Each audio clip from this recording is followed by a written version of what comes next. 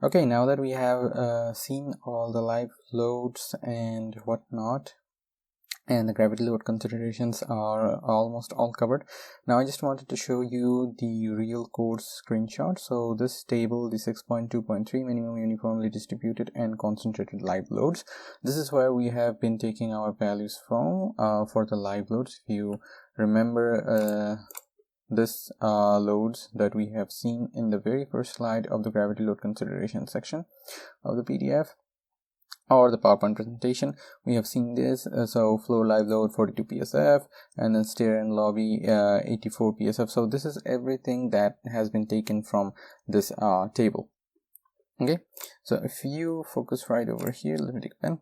It says in the residential building section, we can see that here all other areas except stair and balconies is 2 kilonewton per meter squared. So 1 kilonewton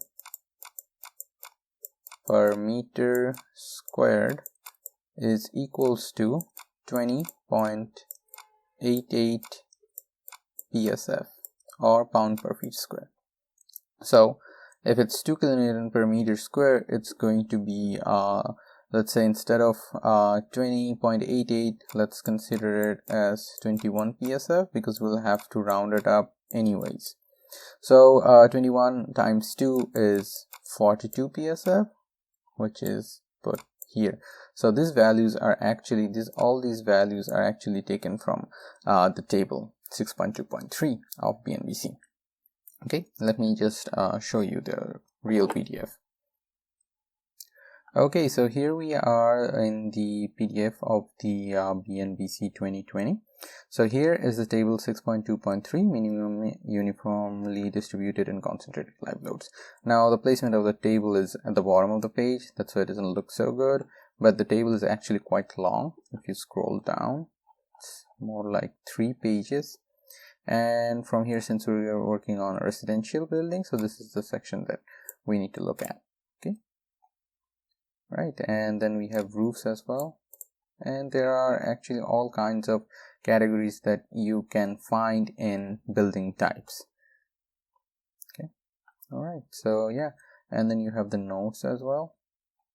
There you go, notes. The notes are actually coming from the load cases that are having some superscripts. For example, here you can see that stadiums and arenas, it says bleachers 40.80 kilonewton per meter square, and on top it has a note G. So what does this G mean? So we're going to go down into the code and read out what this G is, in addition to the vertical live loads and whatnot. Everything is set here.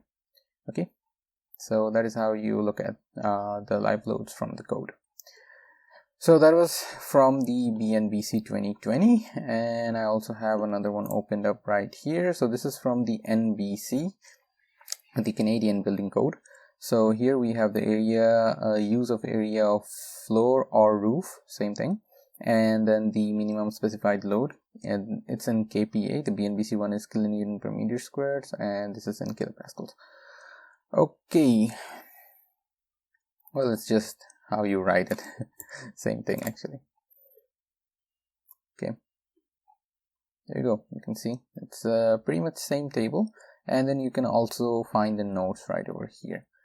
See, so in the BNBC, the notes were actually labeled as alphabetical ladders, and in the NBC, the notes are actually marked as just numbers inside brackets.